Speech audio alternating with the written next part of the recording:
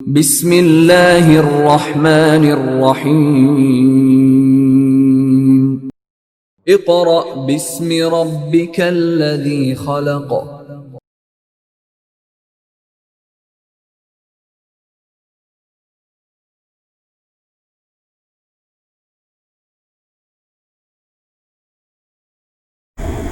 Dear students, अब हम अपने नेक्स्ट लेक्चर से अपना वर्क फॉर डे 7 स्टार्ट करते हैं, विच इज़ पेट्रोलियम।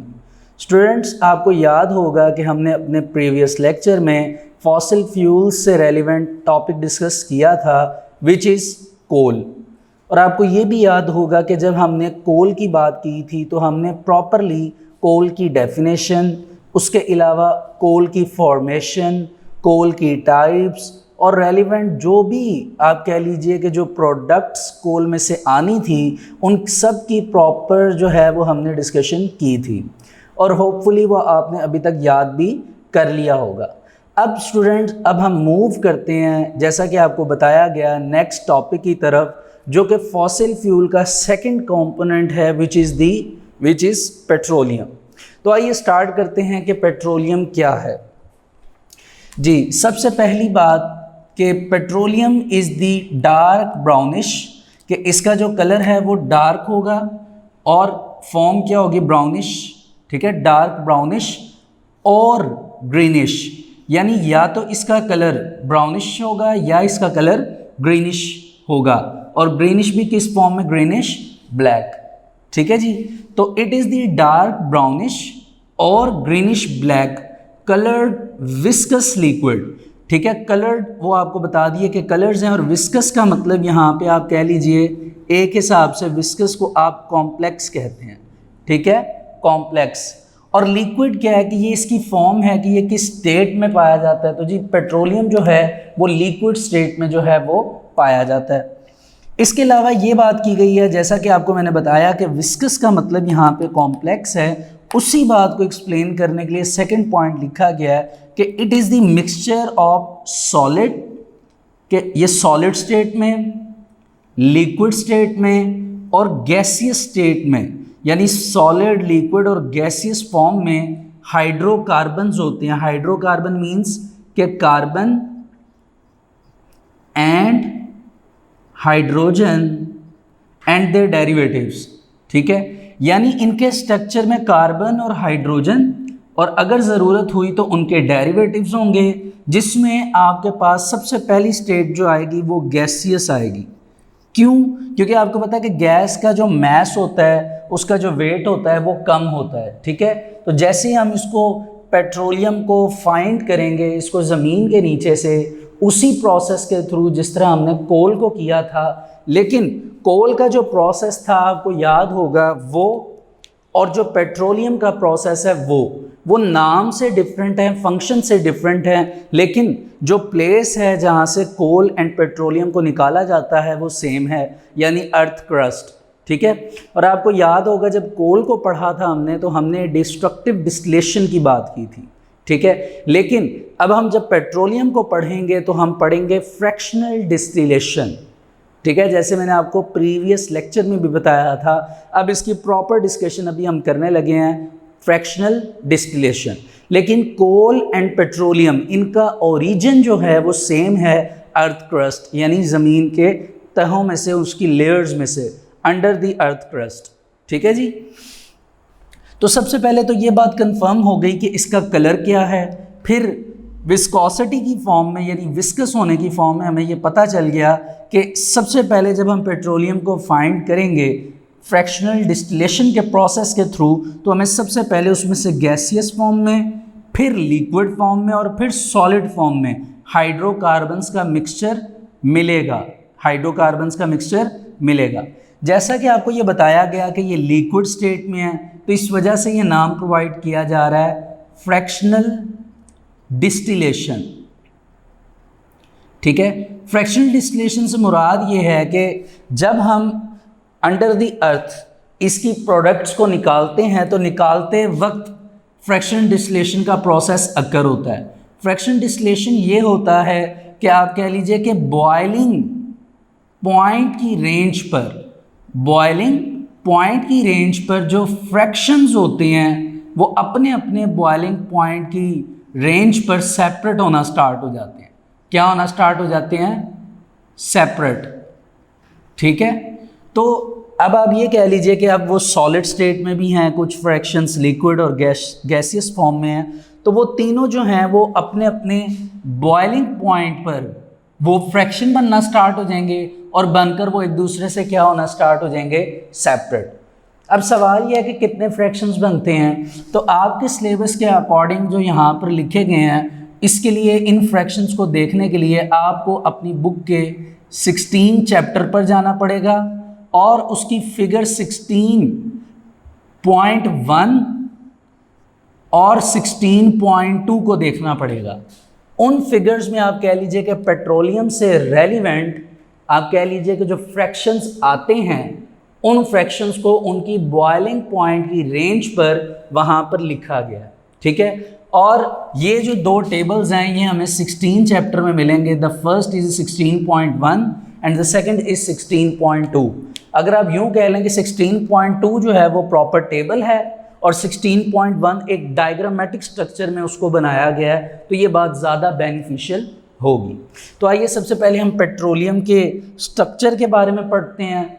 ठीक है, थोड़ा सा उसकी फॉर्मेशन के बारे में लिखी हुई हैं, एक दो लाइंस उन्हें रीड करते हैं। प्रॉपर फ्रैक्शनल डिस्टिलेशन जो है इसकी डेफिनेशन को रीड करते हैं और इससे रेलिवेंट कि क्या बातें हैं फ्रैक्शन से रेलिवेंट, उनको देखने के लिए फिर हम 16 चैप्टर में जाएंगे और जहाँ वहाँ पर जो टेबल्स बने हुए हैं उन टेबल्स में फ्रैक्शंस की बेसिस पर हम देखेंगे कि कैसे प्रोडक्ट्स आई हुई हैं। ठीक है जी, और ये भी आपको बता दिया जाए कि इस चैप्टर में जब हम प्रोडक्ट्स को देखेंगे तो नियरली वो 6 प्रोडक्ट्स हैं। ठीक है, मेजर जो हैं वो 6 प्रोडक्ट्स हैं जो कि अपने अपने बॉइलिंग पॉइंट की रेंज पर फ्रैक्शंस की फॉर्म में सेपरेट हो जाते हैं। ठीक है जी, अभी हम देखेंगे कि बॉइलिंग पॉइंट की रेंज पर कैसे सेपरेट होते हैं जब हम टेबल को देखेंगे। इससे पहले अब हम रीडिंग कर लेते हैं पहले इस टॉपिक की। तो आ जाइए पेज नंबर 63 पर जी। Petroleum. Petroleum is a dark brownish और greenish black coloured viscous liquid. जैसा कि आपको बताया कि ये डार्क ब्राउनिश या ग्रीनिश ब्लैक जो है उस कलर्ड की फॉर्म में पाया जाता है और लिक्विड इसकी स्टेट बताई जा रही है। It is a complex mixture of several solid, liquid और गैसियस हाइड्रोकार्बन्स। यानी इसमें सॉलिड की फॉर्म में, लिक्विड की फॉर्म में और गैस की फॉर्म में हाइड्रोकार्बन्स अवेलेबल होते हैं इन वाटर, और पानी भी होता है उसी के अंदर ये मिक्स हुए होते हैं, और इसमें कुछ सॉल्ट्स एंड अर्थ पार्टिकल्स भी अवेलेबल होते हैं। क्योंकि ये अंडर द अर्थ इसको निकाला जाएगा तो ज़मीन के नीचे जो है वो आप कह लीजिए कि अर्थ पार्टिकल्स भी अवेलेबल हैं, वाटर भी अवेलेबल है। तो वाटर, अर्थ पार्टिकल्स, कुछ सॉल्ट्स, इनके अंदर जो है ये सारे का सारा आप कह लीजिए सॉलिड, लिक्विड और गैस की फॉर्म में एक काफ़ी कॉम्प्लेक्स फॉर्म तैयार हो जाती है, उसमें ये पाया जाता है।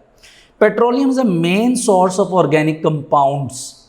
ये ऑर्गेनिक कंपाउंड का एक मेन सोर्स है, और यही लाइन आपने कोक में भी पढ़ी थी, सॉरी कोल में भी सेम यही लाइन आपने पढ़ी थी कि coal is the main source of organic compounds, क्योंकि उसमें अबंडेंट अमाउंट में ऑर्गेनिक कंपाउंड्स तैयार होते थे।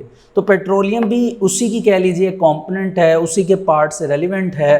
दैट्स वाई ये भी बहुत ज़्यादा ऑर्गेनिक कंपाउंड्स बनाता है। It consists of several compounds mainly hydrocarbon. इसमें डिफरेंट कंपाउंड्स हैं लेकिन ज़्यादातर जो हैं वो क्या पाए जाते हैं? हाइड्रोकार्बन। और हाइड्रोकार्बन्स क्या होते हैं वो मैंने आपको बताया, carbon and hydrogen and their derivatives. These compounds are separated by fractional distillation। यानी इनको एक दूसरे से अगर अलग करना है तो उसके लिए आपको फ्रैक्शनल डिस्टिलेशन का प्रोसेस करना पड़ेगा।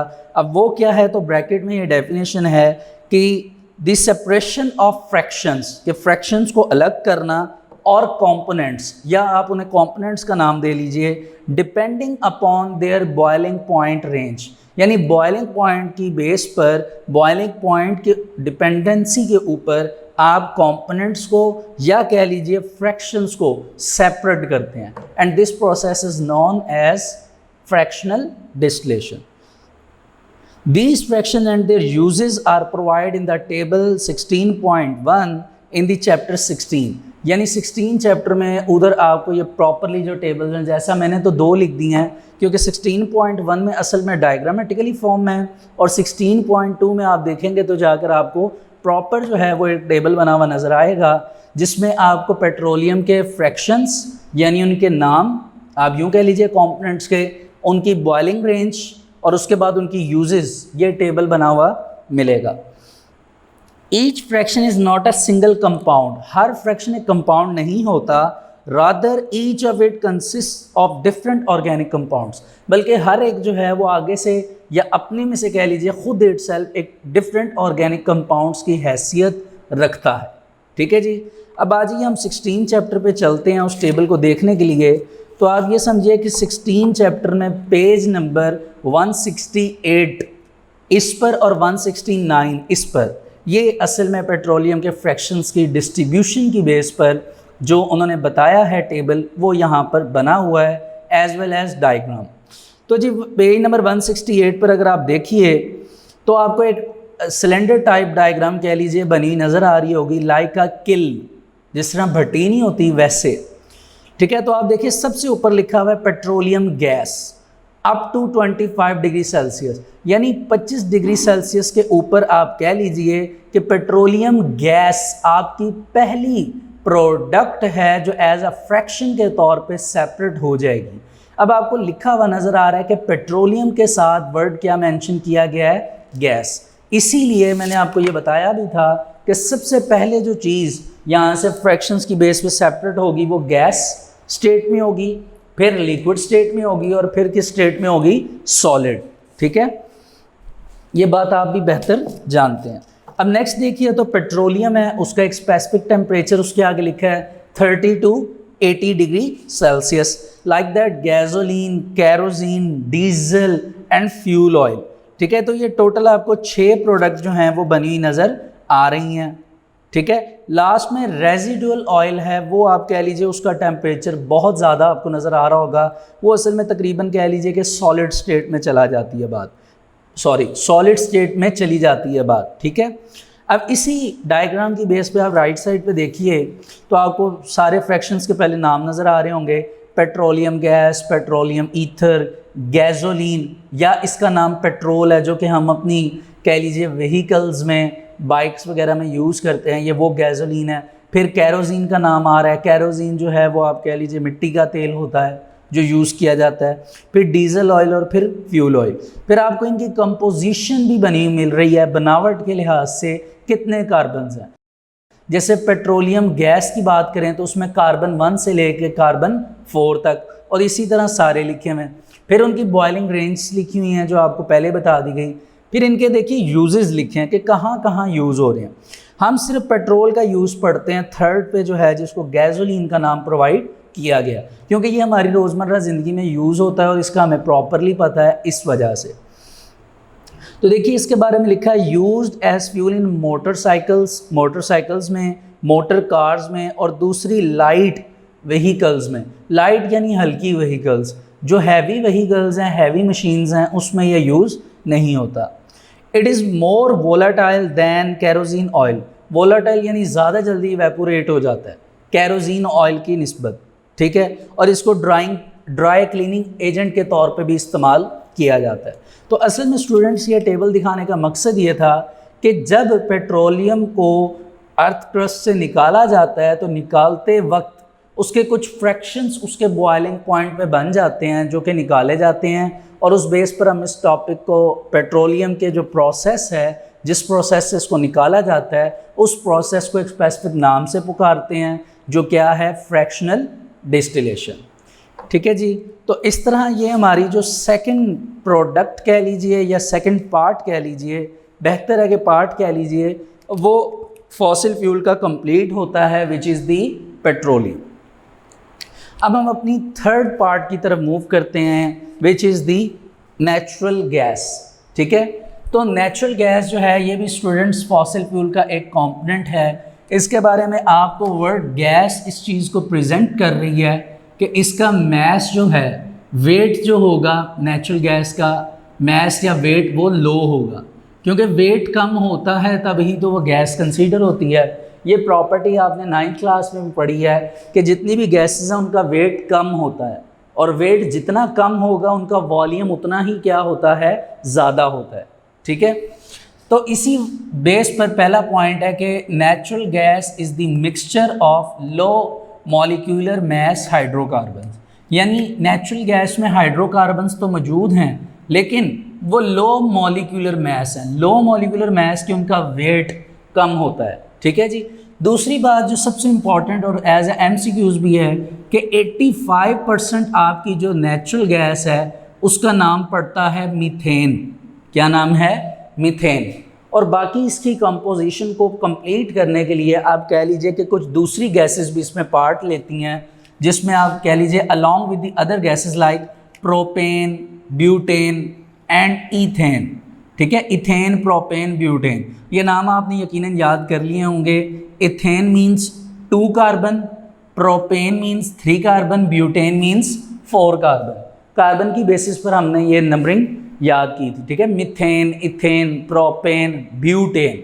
अब अगर आपने गौर किया हो तो ये असल में मैं यूँ कहूँगा कि ये नेचुरल गैस जो है वो ये कह रहा है कि कार्बन 1 से लेकर कार्बन 4 तक, जिसमें कार्बन 1 की कंपोजिशन सबसे ज़्यादा है। ठीक है, इसकी जो कंपोजिशन है कार्बन 1 की, इसकी सबसे ज़्यादा क्या है, हाई है, विच इज़ 85%, जिसको हम मीथेन का नाम दे रहे हैं। ठीक है, तो आपको नज़र आ रहा होगा ये कार्बन 1 से लेकर 4 तक बात की गई है कि ये नेचुरल गैस है। ठीक है, अब आ जाते हैं इसके यूज़ पे कि नेचुरल गैस का क्या यूज़ है जिस वजह से हम इसकी बात कर रहे हैं। तो स्टूडेंट्स आपको ये बात पता होगी कि नेचुरल गैस को हम घर पे भी यूज़ करते हैं। ठीक है, जिसको हम डोमेस्टिक पर्पस कहते हैं, और इसके अलावा ये इंडस्ट्री के अंदर भी क्या होता है, यूज़। तो इस वजह से लिखा गया है कि it is use as a fuel, किस फॉर्म में, फ्यूल की फॉर्म में, घरों में भी, होम्स में, as well as in industries, और इंडस्ट्रीज़ में भी, घरों में भी और इंडस्ट्री में भी ये क्या होती है, यूज़ होती है। इसके अलावा इससे क्या क्या चीज़ें बनाई जा सकती हैं, तो ये कह लीजिए it is use to make, अब मेक का वर्ड आ गया, इससे कार्बन ब्लैक बनाया जाता है और फर्टिलाइज़र प्रिपेयर किए जाते हैं। तो स्टूडेंट्स फर्टिलाइज़र खाद को कहते हैं। कार्बन ब्लैक जो है ये बड़ी ही इम्पॉर्टेंट प्रोडक्ट है जिससे आगे कई प्रोडक्ट्स बनाई जाती हैं। अगर मैं आपको बताऊं तो कार्बन ब्लैक से आप कह लीजिए जो शू पॉलिश होती है ये, ठीक है, जिससे शूज़ को हम पॉलिश करते हैं ब्लैक कलर की, वो कार्बन ब्लैक से बनती है। इसके अलावा आप कह लीजिए जो प्रिंटर का टोनर होता है, ठीक है, जो ब्लैक कलर का होता है, जो कि आप जब प्रिंट वगैरह करवाने जाते हैं तो जो कॉपी आती है उसके ऊपर कॉपी का जो सारा कलर होता है वो ब्लैकिश कलर होता है। तो वो ब्लैकिश कलर जो है वो असल में एक प्रिंटर के अंदर एक जगह पर टोनर डालता है ब्लैक कलर का, वो टोनर भी जो है वो कार्बन ब्लैक से ही प्रिपेयर किया जाता है। ठीक है जी। इसके अलावा एक और यूज़ है इसका, ये तो मैंने मेकिंग बताई, जो नेचुरल गैस है इसको यूज़ किया जाता है, कह लीजिए कि एक हिसाब से आपकी ऑटोमोबाइल्स में, ऑटोमोबाइल्स मतलब गाड़ियों वगैरह में इसको यूज़ किया जाता है in the form of CNG। ठीक है, ये नाम आपने अपने रूटीन लाइफ में कई बार सुना होगा, CNG। तो स्टूडेंट CNG का मतलब होता है compressed natural gas, compressed natural gas. इसी तरह एक और नाम भी है जो इसके लिए यूज़ होता है, उसे LPG कहते हैं। यकीनन ये नाम भी आपने सुना होगा। ठीक है, LPG stand for liquid petroleum gas. इसको क्या नाम देते हैं, लिक्विड पेट्रोलियम गैस। तो इसको CNG के तौर पे यूज़ किया जाता है, कंप्रेस्ड नेचुरल गैस। इसको LPG यानी लिक्विड पेट्रोलियम गैस के तौर पे यूज़ किया जाता है, क्योंकि उसमें LPG में जो गैसियस हाइड्रोकार्बन है उनकी बात हो रही जी। तो आज ये नेचुरल गैस का जो टॉपिक है इसको रीड करते हैं, page number 63। It is a mixture of low molecular mass hydrocarbons. ये बात हमारी हो चुकी है कि इनका मास कम होता है, that's why they are called low molecular mass hydrocarbons. The main component about 85% is methane.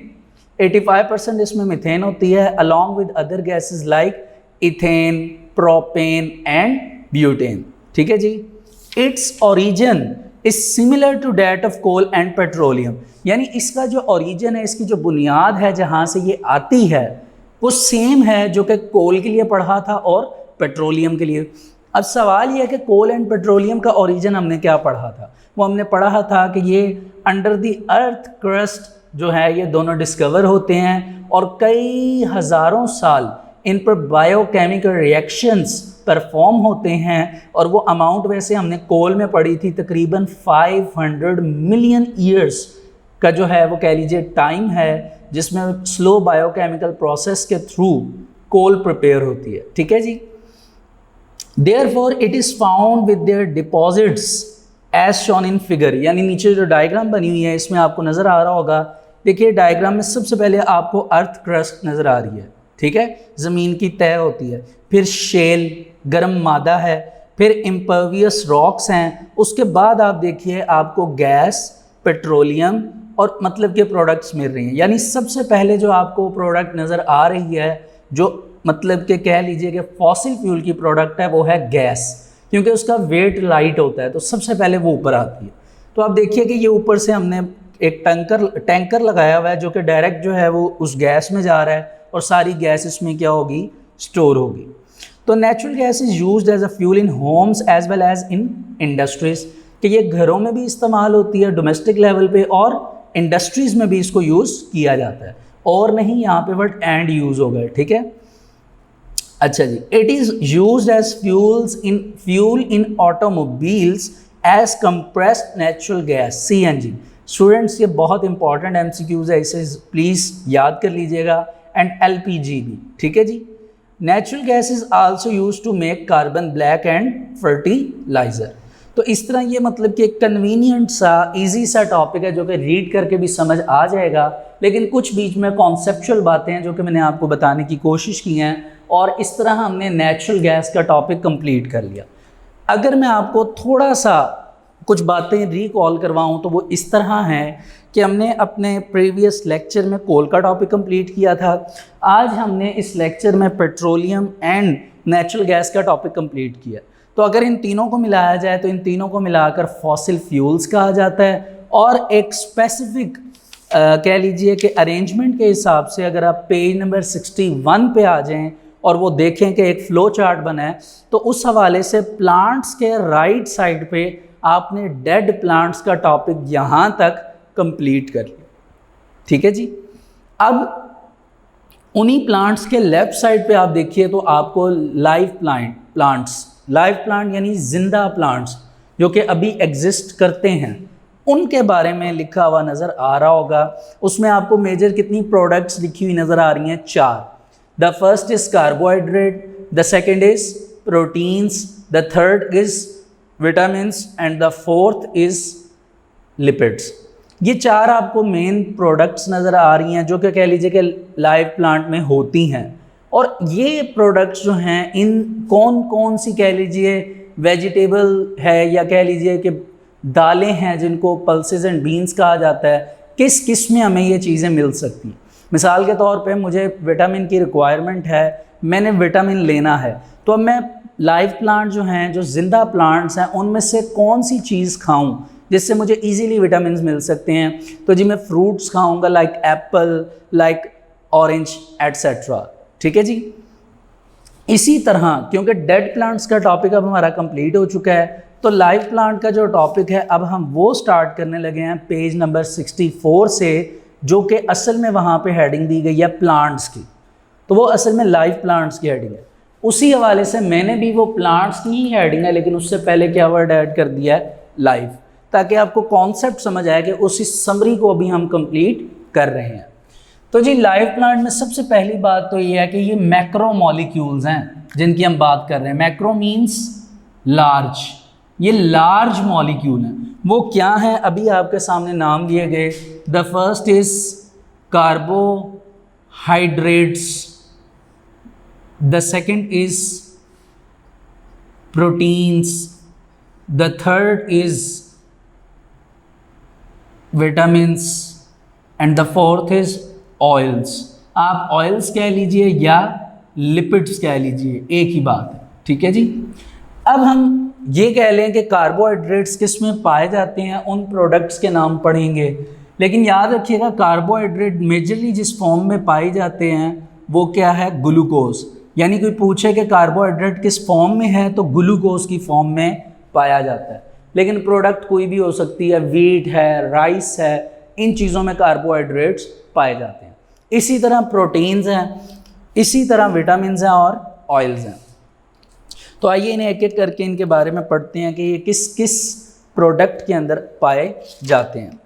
ये सिर्फ आपकी एक इम्पॉर्टेंट रीडिंग है जो कि आपके कॉन्सेप्ट्स को बिल्डअप करेगी, उसके साथ साथ ये आपने एज ए MCQs के तौर पे इसे अच्छी तरह याद करना है जी। Living plants synthesise macromolecules, for example carbohydrates, proteins, oils and vitamins. The basic unit of all type of carbohydrate is glucose. यानी कार्बोहाइड्रेट का जो बेसिक यूनिट है वो क्या होता है, glucose, which is synthesised by plants through photosynthesis. और plants ये कैसे प्रिपेयर करते हैं, by the process of photosynthesis. Glucose then further polymerises. Polymerises मतलब छोटे छोटे ग्लूकोज के मॉलिक्यूल जुड़ते जाते हैं और पॉलीमर्स बना देते हैं। पॉलीमर्स यानी larger compounds to form sucrose. अब ग्लूकोज से जो पहला लार्ज कंपाउंड बन सकता है वो सुक्रोज है, स्टार्च है एंड सेलुलोज है। ये तीन आप कह लीजिए कि बड़े पॉलीमर्स की फॉर्म में पाए जाते हैं जिनको पॉलीमराइज कहा गया है। फिर आ जाती है बात प्रोटीन्स की। अगर आपसे कोई पूछे तो ये आपके कॉन्सेप्ट के लिए बता रहा हूँ, यहाँ पे शायद मेंशन नहीं किया गया, लेकिन जो प्रोटीन्स हैं इनका जो यूनिट होता है उसे अमीनो एसिड्स का नाम दिया जाता है, या इसको अमाइनो एसिड्स भी पढ़ा जाता है, ठीक है। तो जैसे कार्बोहाइड्रेट का यूनिट ग्लूकोज है, उसी तरह प्रोटीन का भी एक स्पेसिफिक यूनिट है, ठीक है जी। बहरहाल proteins are found in the pulses and beans. तो स्टूडेंट्स यहाँ पे पल्सेस का मतलब सारी दालें जो हैं वो है, और बीन्स मतलब जिस तरह लोबिया की दाल है तो वो बीन्स में आ जाएगी, ठीक है। Proteins are prepared by the fixation of nitrogen by bacteria found on the roots of plants. ये बड़ा ही लंबा प्रोसीजर है जो कि हम असल में बायोलॉजी के अंदर पढ़ा करते हैं कि एक बैक्टीरिया होता है which is called nitrogen fixing bacteria. ये इसका नाम है कि नाइट्रोजन को फिक्स करता है। ये स्पेसिफिक वे से आप कह लीजिए कि एटमॉस्फेयर में जाता है, एटमॉस्फेरिक नाइट्रोजन को एब्जॉर्ब करता है, बारिश के पानी के साथ, रेन के साथ ट्रैवल करता है, आके ज़मीन पर गिरता है, ज़मीन पर सॉइल में जाता है, सॉइल से ट्रैवल करके रूट्स ऑफ द प्लांट्स तक जाता है, और वहाँ पर जाकर रूट्स ऑफ द प्लांट्स को नाइट्रोजन प्रोवाइड कर देता है। अब नाइट्रोजन का रोल प्लांट की बॉडी के अंदर कुछ इस तरह है कि नाइट्रोजन जो है वो प्लांट की बॉडी को ग्रो करती है। तो प्लांट की ग्रोइंग के लिए नाइट्रोजन का होना ज़रूरी है, और नाइट्रोजन को लाने के डिफरेंट प्रोसेस हैं। नाइट्रोजन डिफरेंट प्रोसेस से प्रोवाइड की जाती है प्लांट्स को, जिनमें से एक प्रोसेस जो है वो क्या है, वो असल में नाइट्रोजन फिक्सिंग बैक्टीरिया है, जो कि लेकर आता है नाइट्रोजन को और प्लांट्स की रूट में उसे फिक्स करता है। That's why it is given the name nitrogen fixing bacteria. इसके अलावा 2-3 प्रोसेस और भी हैं जिनसे नाइट्रोजन प्लांट्स को प्रोवाइड की जाती है। केमिस्ट्री की बुक के हवाले से एक बात करूं तो ये दोबारा हम 16 चैप्टर में वैसे पढ़ेंगे, लेकिन आपको यहाँ बता देता हूँ कि यूरिया एक ऑर्गेनिक कंपाउंड है जो कि आपने स्टार्टिंग में पढ़ा था, जो वुलर ने डिस्कवर किया। तो जब वुलर ने उस कंपाउंड यूरिया को डिस्कवर किया था, तो अगर आप यूरिया को फार्मूले को जाकर देखें तो उसका फार्मूला है NH2CONH2। अब देखिए यूरिया में आपको नाइट्रोजन अवेलेबल है, तो इसीलिए यूरिया भी डाल दी जाती है। यूरिया को एज अ फर्टिलाइज़र के तौर पे, खाद के तौर पे डाला जाता है प्लांट्स में, ताकि वहाँ से भी नाइट्रोजन ले लें। लेकिन सिर्फ यूरिया से उनकी जो अमाउंट है, कंसंट्रेशन है, वो पूरी नहीं होती, तो फिर हम नाइट्रोजन फिक्सिंग बैक्टीरिया की मदद लेते हैं। तो बहरहाल ये बात उन्होंने यहाँ पर की हुई है, और जो fixing of nitrogen by bacteria है उसकी प्रेपरेशन के लिए प्रोटीन्स की बहुत ज़्यादा क्या है ज़रूरत। तो असल में बात जो एक्सप्लेन करनी थी वो प्रोटीन्स की थी। आ जाइए आगे। Oils are found in the seeds of plants. अब ऑयल्स जो हैं वो प्लांट से पाए जाते हैं, जैसे सनफ्लावर है तो सनफ्लावर नाम आपने सुना होगा, तो सनफ्लावर से जो ऑयल आता है उसे हम सनफ्लावर ऑयल कहते हैं, ठीक है। फिर रेप सीड्स, सरसों का तेल जो होता है जिसको आप आम जुबान में कैनोला ऑयल भी कहते हैं। फिर पाम से आप पाम ऑयल, कोकोनट से coconut oil and groundnut से ग्राउंड नट ऑयल, ठीक है, जिसको मूंगफली भी कहा जाता है जी। ऑयल्स के बाद हमारी लास्ट बात है विटामिन्स की। तो स्टूडेंट्स विटामिन्स जो है वो एप्पल में और सिट्रस फ्रूट्स में आप एग्जांपल ऑरेंज की ले लीजिए। इसके अलावा जो मेजर फूड आइटम्स हैं जहाँ से आपको विटामिन्स मिल सकते हैं प्लांट से, ठीक है। Beside this major food items plants also give us, plants इसके अलावा जो चीज़ें हमें प्रोवाइड करता है वो गम्स देता है, रबर देता है एंड मेडिसिन्स। यानी वो ये बता रहा है कि आप कह लीजिए कि विटामिन्स के अलावा प्लांट्स हमें गम्स देता है। गम्स क्या होते हैं? गम्स कह लीजिए कि स्पेसिफिक प्लांट्स के अंदर से निकलती हुई एक प्रोडक्ट होती है जो कि रबर की फॉर्म में होती है, जिसको यूज़ किया जाता है मेडिसिन्स में भी। इसके अलावा रबर एक अलग से रबर की टाइप की बात हो रही है and medicines you well known about that. तो स्टूडेंट्स यहाँ तक आप कह लीजिए कि हमारी लाइफ प्लांट की बात कंप्लीट होती है और उस फ्लो चार्ट के हिसाब से प्लांट्स का पूरा टॉपिक हमने यहाँ पर डिस्कस कर लिया। तो इस हवाले से हम यहाँ तक आज बात अपनी रखते हैं और अपना वर्क फॉर डे 7 हमारा यहाँ तक आज क्या होता है, कंप्लीट होता है। Thank you dear students. अब हम वर्क फॉर डे 8 से अपना नेक्स्ट लेक्चर स्टार्ट करेंगे which is synthesis in laboratory. Students बात कुछ इस तरह की है कि हमने अपने प्रीवियस लेक्चर में जो फॉसिल फ्यूल्स थे उससे रेलिवेंट जो टॉपिक बच गए थे, लाइक आप कह लीजिए कि पेट्रोलियम एंड नेचुरल गैस, उनको कंप्लीट किया था। फिर हमने लाइव प्लांट्स के बारे में कुछ बातें जो थी वो डिस्कस की थी। तो आज हम ये अपना नेक्स्ट टॉपिक पेज नंबर 64 से अब स्टार्ट करने लगे हैं which is the synthesis in laboratory. तो असल में स्टूडेंट्स ये जो टॉपिक है ये असल में आप कह लीजिए कि इंट्रोडक्टिव या इंट्रोडक्शन में जो हमने प्रॉपरली बात डिस्कस की थी उसको यहाँ पर दोबारा डिस्कस किया गया है ताकि ऑर्गेनिक कंपाउंड की इम्पोर्टेंस को दोबारा देखा जा सके। तो इसी हवाले से कुछ बातें बताने वाली हैं, ये एक हिसाब से आप कह लीजिए कि आपको रिवाइज भी हो जाएंगी। तो आइए इन्हें स्टार्ट करते हैं। देखिए सिंथेसिस इन लेबोरेटरी से पहले आपको याद होगा हमने लिखा था कि बिफोर 1828 से पहले एक थ्योरी चला करती थी which is called vital force theory. और ये वाइटल फोर्स थ्योरी जब हमने पढ़ी थी तो हमने ये कहा था कि इस थ्योरी के मुताबिक जितने भी ऑर्गेनिक कंपाउंड्स हैं वो तमाम के तमाम ऑर्गेनिक कंपाउंड्स सिर्फ जो है वो प्लांट्स एंड एनिमल्स सिर्फ इनकी बॉडी के अंदर जो हैं वो रहते हैं, ठीक है। और ये इनहेरिट होते हैं। इनहेरेंट का मतलब कि ये इन्हीं की बॉडी से अगर इन्हें पेरेंट कंसीडर कर लिया जाए तो इनके आने वाली जो जनरेशन्स हैं जिनको ऑफस्प्रिंग कहेंगे तो उनको सिर्फ ये ट्रैवल हो सकते हैं, जिसको हमने वर्ड इनहेरेंट पढ़ा था।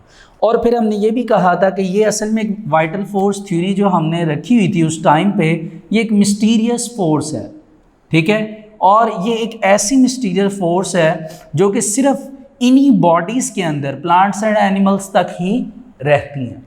लेकिन इसी बात को सिंथेसिस इन लेबोरेटरी में वुलर ने प्रॉपरली बताया। वुलर ने आफ्टर 1828 के बाद वुलर ने सिंथेसिस इन लेबोरेटरी की, ठीक है, यानी लेबोरेटरी के अंदर सिंथेसिस स्टार्ट की। और वो सिंथेसिस लेबोरेटरी के अंदर जो हुई सबसे पहली वो एक ऑर्गेनिक कंपाउंड की हुई, जबकि वाइटल फोर्स थ्योरी जो थी वो इस बात के ओपोनेंट थी। वो ये कहती थी कि सिर्फ organic compound plants and bodies के अंदर ही रहते हैं, प्लांट्स एंड एनिमल्स की बॉडी में। लेकिन इसी बात को डिसप्रूव वुलर ने किया। वुलर ने एक ऑर्गेनिक कंपाउंड जिसका नाम हमने कहा था यूरिया है, इसको क्रिएट किया जिसका फॉर्मूला NH2CONH2 था। इस तरह यूरिया जब डिस्कवर हुआ तो आप कह लीजिए कि urea is the first organic compound which is prepared in laboratory bye Wular, जिसको वुलर ने प्रिपेयर किया। तो असल में जैसे ही एक ऑर्गेनिक कंपाउंड यूरिया, जो कि एक ऑर्गेनिक कंपाउंड था, ये लेबोरेटरी में प्रिपेयर हुआ, तो यहीं से आप कह लीजिए कि इसकी प्रेपरेशन से एक न्यू डिसिप्लिन जो है वो जनरेट हो गया। डिसिप्लिन का मतलब आप कह लीजिए कि यहाँ पर डिसिप्लिन मीन्स एक न्यू डिपार्टमेंट, ठीक है। जैसे डिपार्टमेंट आपने फिजिक्स में पढ़े, आपने एक डिसिप्लिन मैकेनिक्स का पढ़ा, इस तरह, ठीक है। इसी तरह आप कह लीजिए कि एक नया डिपार्टमेंट बन गया, यहाँ पे एक न्यू डिसिप्लिन जनरेट हो गया विच is the synthesis of organic compound in laboratory. और फिर लेबोरेटरी में हमने पढ़ा कि 10 मिलियन से ज़्यादा, कह लीजिए कि 10 मिलियंस ऑर्गेनिक कंपाउंड जो आपकी बुक में लिखे गए हैं वो प्रिपेयर किए गए। और हर रोज़ हज़ारों ऑर्गेनिक कंपाउंड्स आज भी लेबोरेटरी में प्रिपेयर किए जा रहे हैं, ठीक है। तो ये असल में जो प्रिपरेशन है ऑर्गेनिक कंपाउंड्स की लेबोरेटरी के अंदर, असल में ये रीज़न जो थी वो वुलर की वजह से हुई थी, क्योंकि वुलर वो केमिस्ट थे जिन्होंने फर्स्ट टाइम एक ऑर्गेनिक कंपाउंड को लेबोरेटरी में प्रिपेयर किया था। तो इसलिए इस टॉपिक को यहाँ पे एक ओवरव्यू दिया गया है। दोबारा बताने की वजह ये है इसको कि असल में वो ये कहना चाह रहे हैं कि सिंथेसिस इन लेबोरेटरी में जब यूरिया प्रिपेयर हुआ तो असल में ये एक न्यू डिसिप्लिन जनरेट हो गया, एक नया डिसिप्लिन बन गया कि अब ऑर्गेनिक कंपाउंड्स को लेबोरेटरी में आप प्रिपेयर कर सकते हैं, ठीक है जी। तो आइए इसको कुछ रीड कर लेते हैं इसके बारे में जो लिखा गया है कि पेज नंबर 64 पर the topic is the synthesis in laboratory. Then just about 200 years ago, आज से 200 साल पहले तकरीबन, इट वॉज कंसीडर्ड दैट, ये माना जाता था कि organic compounds could be synthesized in the plants and animals because they possess vital force theory which is essential for the synthesis of organic compounds. Essential का मतलब है ज़रूरी, ठीक है, कि वाइटल फोर्स थ्योरी को प्लांट्स एंड एनिमल की base पर देखा जाता था। ऑर्गेनिक कंपाउंड अगर बनेंगे तो ज़रूरतन या ज़रूरी है कि वो सिर्फ प्लांट्स एंड एनिमल्स की बॉडी के अंदर ही जनरेट होंगे। But the synthesis of urea in laboratory by FM Wohler in 1828, यानी 1828 में वुलर ने जब यूरिया को प्रिपेयर किया, open the discipline on field synthesis of organic compound in laboratory. इस लाइन को आप अंडरलाइन कर लीजिए कि असल में उन्होंने एक न्यू फील्ड जनरेट कर दिया, आप यूँ कह लीजिए तो ज़्यादा बेहतर है। उन्होंने एक न्यू डिसिप्लिन जनरेट कर दिया which is the synthesis of organic compounds in laboratory, कि ऑर्गेनिक कंपाउंड्स को आप लेबोरेटरी में ईजीली प्रिपेयर कर सकते हैं। Up till now more than 10 million organic compounds, यानी अब तक जो है वो तकरीबन 10 million organic compounds have been prepared in the laboratories, कि लेबोरेटरीज़ में इनको 10 मिलियन या 10 मिलियन से अब तो वैसे हम कहते हैं कि ज़्यादा ही हैं, इन्हें प्रिपेयर कर लिया गया। They range from simple to complex compound, सबसे छोटे कंपाउंड से स्टार्ट होता है जो सिंपलेस्ट फॉर्म में होता है और सबसे कॉम्प्लेक्स फॉर्म में जाता है। अब ये किस फॉर्म में पाए जाते हैं, तो ये इसके अलावा किन किन चीज़ों में पाए जाते हैं, तो वो लिखा गया है कि they are present in drugs and medicines, ठीक है। ड्रग्स के बारे में भी आपको पहले बताया गया है, मेडिसिन्स के बारे में भी बताया गया है। फ्लेवर्स यानी जायका जो मटेरियल्स होते हैं जायका प्रोवाइड करने के लिए उनमें, एंड फ्रेगनेंसेस मतलब कि खुशबू, जो खुशबू वगैरह होती है, प्लास्टिक्स में, पेंट्स में। सिंथेटिक फाइबर क्या होता है, ये कपड़ा जो है ये आर्टिफिशली वे से बनाया जाता है। नेक्स्ट टॉपिक में आई थिंक सो इसकी बात जो है वो दोबारा रिपीट होगी। सिंथेटिक फाइबर को सिंथेटिक फाइबर्स भी कहा जाता है, ठीक है, बल्कि वर्ड सिंथेटिक फाइबर्स ही लिखा हुआ है। And rubber, cosmetics and detergents, insecticides and pesticides etcetera. यानी ये वो तमाम तर चीज़ें हैं जो कि सारी की सारी जो हैं ये प्रेजेंट हैं इस फॉर्म में। इनमें यानी आप कह सकते हैं कि ऑर्गेनिक कंपाउंड्स पाए जाते हैं, या यूँ कह लीजिए कि जितनी भी प्रोडक्ट्स के नाम लिए गए हैं it is the part of organic compound, या कह लीजिए कि ये ऑर्गेनिक कंपाउंड से बनी है।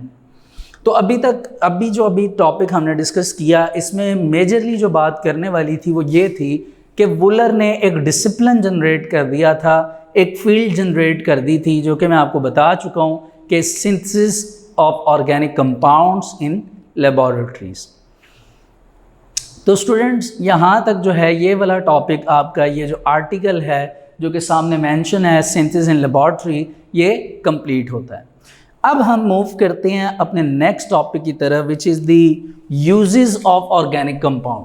कि अब हम देखेंगे कि ऑर्गेनिक कंपाउंड जो हैं उनकी यूजेस क्या हैं, यूजेस ऑफ ऑर्गेनिक कंपाउंड्स। ठीक है जी। तो ऑर्गेनिक कंपाउंड्स की यूज़ जो है वो ह्यूमन लाइफ में बहुत ज़्यादा है, इतनी ज़्यादा है कि आपके सामने 6 पॉइंट मेंशंस किए गए हैं जिनमें बताया गया है कि किन किन चीज़ों में ऑर्गेनिक कंपाउंड्स पाए जाते हैं। अगर मैं ये कहूँ कि हमारे सराउंडिंग्स जितनी भी चीज़ें हैं उनमें ऑर्गेनिक कंपाउंड्स अवेलेबल हैं तो ये बात गलत नहीं होगी। ठीक है जी। तो आइए पहले इसको रीडिंग से स्टार्ट करते हैं कि क्या लिखा गया है। कुछ कैजुअल लाइंस हैं जो कि पीछे भी मतलब पहले हमने पढ़ी हुई हैं, उन्हें ही रिपीट किया गया है, फिर हम इन्हें वन बाय वन डिस्कस करते हैं। No doubt, thousands of organic compounds are synthesized naturally by plants and animals. इसमें कोई शक नहीं है कि हज़ारों ऑर्गेनिक कंपाउंड्स जो हैं वो प्लांट्स एंड एनिमल्स की बॉडी में जनरेट होते हैं। ठीक है। But millions of organic compounds are being prepared in the laboratories by the chemist. अगर हज़ारों प्लांट्स एंड एनिमल की बॉडीज़ में होते हैं तो लाखों जो हैं वो केमिस्ट ने लेबॉर्ट्रीज़ के अंदर बना लिए हैं या अभी बना रहे हैं। These compounds are part of everything from food we eat to the various items we use in daily life to fulfill our needs and demands। यानी अपनी ज़रूरियात को पूरा करने के लिए हमारी जो रोज़मर्रा की ज़रूरियात हैं, हमारी जो कह लीजिए हमारा लाइफस्टाइल है, हमारा खाना, हमारा पीना, हमारा हत्ता के पहनना, हमारा जो क्लोथिंग है, पहनना यानी क्लॉथ वगैरह, तमाम तर चीज़ों में ऑर्गेनिक कंपाउंड जो हैं वो अवेलेबल हैं। तो आइए फर्स्ट पॉइंट स्टार्ट करते हैं, यूजेस एज फूड। ठीक है। फर्स्ट पॉइंट आपका क्या है, यूजेस एज फूड। देखिए आप जो भी खाना खाते हैं, ठीक है, आप जो भी चीज़ खाएंगे एज अ फूड आइटम, उसमें याद रखिए कि कुछ इम्पॉर्टेंट चीज़ों का होना बहुत ज़्यादा ज़रूरी है। जैसे आप कुछ भी खाते हैं तो उनमें आप कह लीजिए कि कार्बोहाइड्रेट्स आपके फूड में प्रोटीन्स और आपके फूड में लिपिड्स, ये 3 कंपोनेंट्स तो ज़रूर अवेलेबल होंगे जो भी चीज़ आप खाएंगे। ठीक है। अब ये तीनों चीज़ें जो हैं, अगर मैं कहूँ कि ये तीनों ऑर्गेनिक कंपाउंड्स हैं और वो भी आप कह लीजिए कि कॉम्प्लेक्स ऑर्गेनिक कंपाउंड्स हैं विद, अगर एक और वर्ड ऐड कर दिया जाए कि ये ऑर्गेनिक कंपाउंड्स तो हैं लेकिन ये जो मॉलिक्यूल्स हैं जिनकी बात की जा रही है ये मैक्रो मॉलिक्यूल्स हैं, तो ये बात गलत नहीं होगी क्योंकि असल में ये मैक्रो मॉलिक्यूल्स हैं और ये ऑर्गेनिक कंपाउंड्स कंसीडर किए जाते हैं।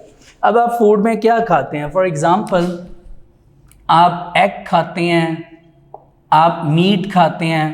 ठीक है। ये तमाम चीज़ें जो हमारी फूड आइटम्स हैं, हम जब इन्हें खाते हैं तो उनमें से हमें ये ऑर्गेनिक कंपाउंड जो हैं वो मिल जाते हैं। इसी वजह से ये आपका पहला जो है कह लीजिए पॉइंट है, यूजेस एज फूड। कहते थे फूड वी ईट डेली, हम हर रोज़ जो खाना खाते हैं, सच एज जिसमें हम पीते भी हैं, खाना पीना मतलब साथ ही वर्ड चलेंगे, मिल्क जिसमें दूध है नंबर 1, सेकंड एग्स, ठीक है, मीट, वेजिटेबल्स एटसेट्रा। इनके अंदर क्या होता है, it contains carbohydrates, proteins, fats. ये 3 इंपॉर्टेंट चीज़ें हैं। फैट्स मीन्स ऑयल या लिपिड्स। इसके अलावा क्या उन्होंने नाम लिया, vitamins etcetera. All are organic stuff मतलब organic stuff it means to say कि इनमें ऑर्गेनिक कंपोनेंट्स या ऑर्गेनिक कंपाउंड्स ये कहलाएंगे, क्योंकि इनमें कार्बन एंड हाइड्रोजन अवेलेबल होता है। ठीक है जी। तो इस तरह आप देखिए कि फूड जो है, फूड, इसमें ऑर्गेनिक कंपाउंड जो है वो यूज हो रहे हैं। दूसरे नंबर पर आपका जो पॉइंट आ जाता है सेकंड, वो आप कह लीजिए यूजेस एज क्लोथिंग। देखिए जो क्लोथिंग है, इसको पहली बात तो क्लोथिंग नहीं पढ़ते, क्लोथिंग पढ़ते हैं। तो आपके पास दो तरह के क्लॉथ होते हैं, दो तरह का कपड़ा होता है। The first is the natural fibre, natural fibre, and the second is artificial fibre. ठीक है। आर्टिफिशियल फाइबर को एक और नाम भी दिया जाता है, इसको सिंथेटिक फाइबर का नाम भी दिया जाता है। अब नेचुरल फाइबर तो वो है जो कुदरती तौर पे कपड़ा तैयार होता है। ठीक है। जिस तरह कुदरती तौर पर बात कर ली जाए, सिल्क, आपको पता है ये कुदरती तौर पे सिल्क, जो रेशम के कीड़े हैं उनकी बॉडी से रेशम जो है उससे ये कपड़ा तैयार होता है, वुल। ठीक है। ये कपड़ा जो है ये नेचुरल में आ जाता है। इसी तरह आर्टिफिशियल फाइबर भी है जो कि हम प्रिपेयर करते हैं, इंडस्ट्री में जो कपड़ा प्रिपेयर करते हैं। फॉर एग्जांपल डेक्रॉन है, एक दो नाम और लिखे हुए हैं। ठीक है। तो आ जाइए uses as clothing. All types of clothing, जितने भी किस्म का कपड़ा है, वी वियर, जो हम पहनते हैं, we use as bed sheets etcetera, beds वगैरह पर बिछाते हैं। मतलब जितना भी कपड़ा है उस तमाम तर की यहाँ पर बात हो रही है।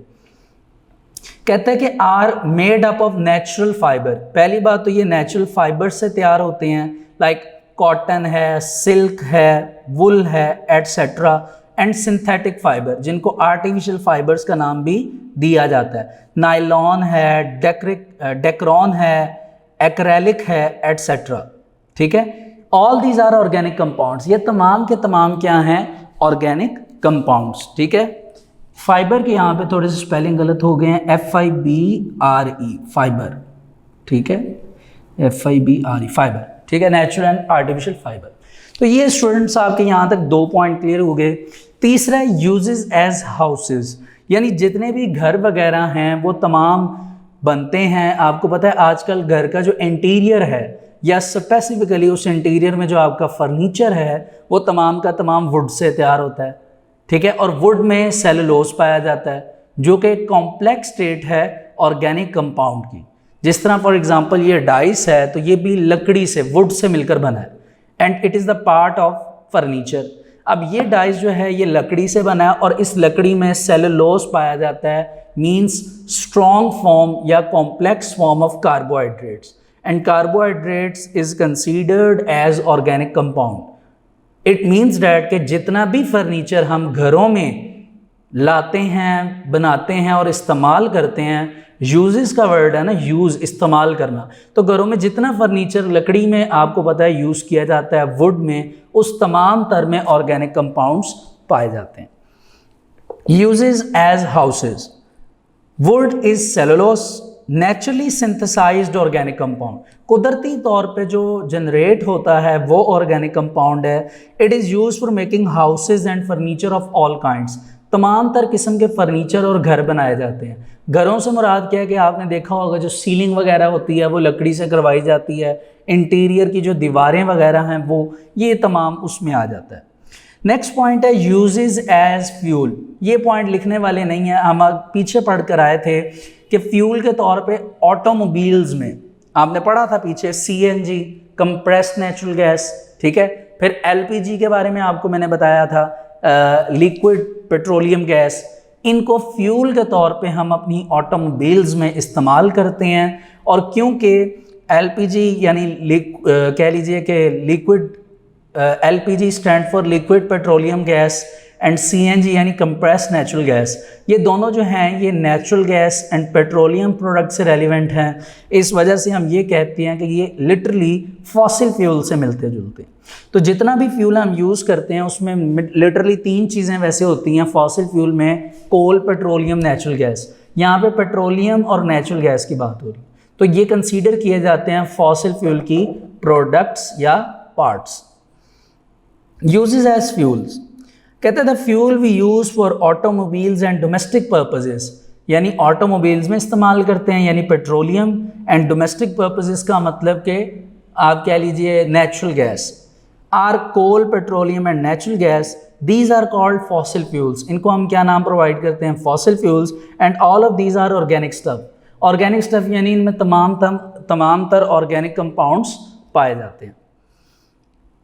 जी स्टूडेंट्स, अब हमारा next and the fifth point is uses as medicines, कि मेडिसिन्स में ऑर्गेनिक कंपाउंड्स को कैसे इस्तेमाल किया जाता है।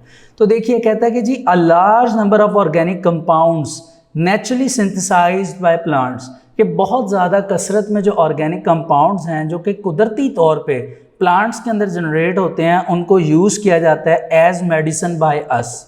ठीक है, जिस तरह बहुत सी आप कह लीजिए मेडिसिन्स हैं, तो वो आपको पता है कि वाइल्ड लाइफ, जंगली हयात से, जंगलों से जो है वो हासिल की जाती है, और वो तमाम तर मेडिसिन्स जो हैं वो डिपेंड करती हैं प्लांट्स पर। Most of the life saving medicines, अब बहुत सी ज़िंदगी बचाने वाली जो मेडिसिन्स हैं जिनको हमने लेबॉरेटरी में प्रिपेयर किया है, ठीक है, वो क्या हैं? या ड्रग्स कह लीजिए, जैसे एंटीबायोटिक्स। एंटीबायोटिक्स जो है ये एक ऐसी कह लीजिए कि मेडिसिन है या मेडिकल फॉर्म में एक मेडिसिन की टाइप कंसीडर की जाती है, जो कि माइक्रो ऑर्गेनिजम्स को इनहिबिट करने के लिए, यानी उनकी ग्रोथ को रोकने के लिए, या फिर उन माइक्रो ऑर्गेनिजम्स को किल करने के लिए जो हम लेते हैं मेडिसिन की फॉर्म में, उसको हम एंटीबायोटिक कहते हैं। तो यहाँ पर यही लिखा हुआ है ब्रैकेट में, इनहिबिट मीन्स रोकना, और किल यानी मारना, किसको? माइक्रो ऑर्गेनिजम्स को, which cause infectious diseases are synthesized in laboratories, यानी जितनी भी एंटीबायोटिक्स हैं इनको हम लेबोरेटरी में प्रिपेयर करते हैं। अब फॉर एग्जांपल एक इंसान है, एक ह्यूमन है, उसको कोई भी प्रॉब्लम है, ठीक है, उसको कोई डिजीज़ है, जिस डिज़ीज़ की वजह से या तो उसमें इन्फेक्शन फैल रहा है, या कह लीजिए उसको एक प्रॉब्लम है, एक तकलीफ़ है, एक डिज़ीज़ है। अब उस डिज़ीज़ को रिमूव करने के लिए हमें मेडिसिन देनी पड़ती है। अगर वो मेडिसिन हम देते हैं एंटीबायोटिक, तो असल में एंटीबायोटिक एक ऐसी मेडिसिन है कह लीजिए जिसको हमने लेबॉरेटरी में प्रिपेयर किया, जो कि आर्टिफिशियल या सिंथेटिकली लेबॉरेटरी में प्रिपेयर हुई है। ठीक है, अब जब उसकी प्रिपरेशन कर ली जाती है तो वो उस ह्यूमन को प्रोवाइड की जाती है, ह्यूमन उस मेडिसिन को लेता है। अब वो मेडिसिन किस बेस पर बनाई गई है? अगर वो वीक है थोड़ी सी, मतलब कि उसकी पावर कम है, तो वो सिर्फ जाके माइक्रो ऑर्गेनिजम्स को इनहिबिट करेगी। इनहिबिट मतलब रोक देगी कि भाई आपने ये डिजीज़ नहीं फैलाना। और अगर वो मेडिसिन स्ट्रॉन्ग फॉर्म में बनाई गई है, वो मेडिसिन जब दी जाएगी तो वो जाके उस माइक्रो ऑर्गेनिज्म को रोकेगी नहीं, बल्कि क्या कर देगी? किल कर देगी। ठीक है, तो ये मेडिसिन जो हैं, मेडिसिन्स भी तमाम के तमाम जो कह लीजिए एक हिसाब से इनमें a large amount of organic compounds पाए जाते हैं। जी, आज का हमारा लास्ट पॉइंट है यूजेस एज रॉ मटेरियल, कि रॉ मटेरियल के तौर पे कैसे ऑर्गेनिक कंपाउंड्स आते हैं और इन्हें यूज़ किया जाता है। तो यहाँ पर लिखा हुआ है कि organic compounds are used to prepare a variety of materials, यानी बहुत से मटेरियल्स जो हैं वो रॉ मटेरियल जिनका नाम हमने रखा है उनमें ऑर्गेनिक कंपाउंड्स पाए जाते हैं। जैसे आप कह लीजिए रबर, इसमें ऑर्गेनिक कंपाउंड है। पेपर या आपकी बुक का पेज जो है, इसमें भी ऑर्गेनिक कंपाउंड है। इंक, जो इंक हम फिल करते हैं, मार्कर इंक कह लीजिए, या कह लीजिए पेन वगैरह की जो इंक है वो, पेंट्स, वार्निशेस ये लेयरिंग होती है। ठीक है, ये प्रोटेक्टिव लेयरिंग होती है जो करवाई जाती है। ठीक है, ये दो तरह की होती है, ये ट्रांसपेरेंट होती है, या इसकी दूसरी फॉर्म कलर्ड फॉर्म होती है। प्रोटेक्ट करने के लिए ना इसको बनाया गया है वार्निशेस। फिर पेस्टिसाइड्स एटसेट्रा, कीड़े मार अद्वियात को पेस्टिसाइड्स कहा जाता है। तो स्टूडेंट्स, ये जितना भी मटेरियल है इसको रॉ मटेरियल कहा जाता है, जो स्टार्टिंग लेवल पे यूज़ किया जाता है। अब ये जितना भी रॉ मटेरियल है ये तमाम का तमाम ऑर्गेनिक स्टफ़ है। इट मीन्स डैट कि इसमें ऑर्गेनिक कंपोनेंट्स या ऑर्गेनिक कंपाउंड्स जो हैं वो पाए जाते हैं। तो आपने देखा कैसे स्टूडेंट्स हमने यहाँ पर ऑर्गेनिक कंपाउंड की यूजेस को पढ़ा, और इस चीज़ को हमने रियलाइज़ किया एंड फील किया कि जितने भी ऑर्गेनिक कंपाउंड आज बन रहे हैं, मोस्टली ऑर्गेनिक कंपाउंड जो हैं वो हमारी जो रूटीन लाइफ है उसमें उन्हें यूज़ हम करते हैं। ठीक है, जैसे हमने फूड में बात की कि खाने में जितना स्टफ़ हम खाते हैं उसमें ऑर्गेनिक है। कपड़े जो हम पहनते हैं, क्लोथिंग, वो सारा ऑर्गेनिक है। ठीक है। फिर हमारे घर का जितना फर्नीचर है वो सारा ऑर्गेनिक है। जो कार्स ऑटोमोबाइल्स हम यूज़ कर रहे हैं लाइक बाइक कार्स वगैरह, वो तमाम का तमाम ऑर्गेनिक स्टफ़ पे डिपेंड करता है। ठीक है। उसके अलावा हम जो मेडिसिन्स ले रहे हैं जिस पे हम अपनी लाइफ को बचा सकते हैं अगर हमें कोई डिजीज़ हुआ है, वो तमाम तर मेडिसिन्स भी ऑर्गेनिक स्टफ़ है। फिर जितना रॉ मटेरियल है जिसको यूज़ किया जाता है वो भी तमाम का तमाम ऑर्गेनिक स्टफ़ है। अब ये 6 पॉइंट की जो 6 हेडिंग्स हैं वो तमाम की तमाम सिर्फ़ और सिर्फ ह्यूमन लाइफ के लिए ज़्यादा इम्पोर्टेंस रखती हैं। क्यों? अगर फूड की बात की जाए तो खाना ह्यूमन की बात सिर्फ करें तो वो इम्पॉर्टेंट है। कपड़े ह्यूमंस पहनते हैं, घर ह्यूमंस के बनते हैं, मेडिसिन्स ह्यूमन खाते हैं, फ्यूल ह्यूमन अपनी ऑटोमोबाइल्स में इस्तेमाल करते हैं। तो एक हिसाब से देखा जाए तो ये uses of organic compounds way human के लिए बहुत ज़्यादा क्या रखती हैं, इम्पॉर्टेंस। तो इस तरह स्टूडेंट्स हमने आज ये अपना जो वर्क फॉर डे 8 है उसमें 2 टॉपिक्स या 2 articles synthesis in laboratory and uses of organic compound को कंप्लीट किया। यूजेस ऑफ ऑर्गेनिक कंपाउंड का एज अ लॉन्ग क्वेश्चन आपने इसको प्रिपेयर करना है अच्छी तरह। होपफुली ये लेक्चर आपको समझ आया होगा। Thank you.